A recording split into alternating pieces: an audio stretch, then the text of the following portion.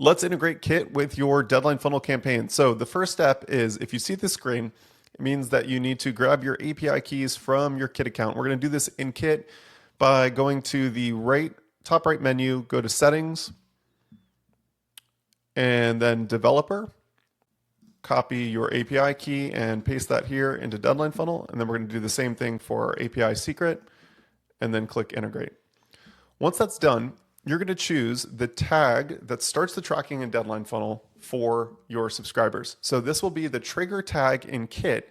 Whenever this tag gets applied to a subscriber in Kit, they'll automatically be added to your deadline funnel campaign. Deadline funnel will generate a unique deadline for them based on your campaign settings, which in this example is 7 days from now. So I'm going to go ahead and select this welcome offer tag here, and then we'll click create a webhook. What happens is deadline funnel automatically creates a webhook in Kit, which says whenever this tag gets applied, we are going to automatically add that subscriber to this deadline funnel campaign. So we can see that rule set up here. Next thing that we want to do in Kit is we want to go to our visual automation. And here I have a welcome sequence for new subscribers. The key step here is we want to add this trigger tag.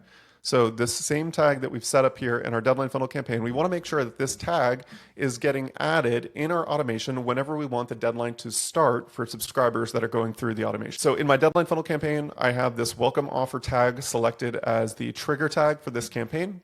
And in Kit, I have the same tag here being applied in my automation. So whenever a subscriber goes through my automation and this tag gets applied, they're automatically added to my deadline funnel campaign.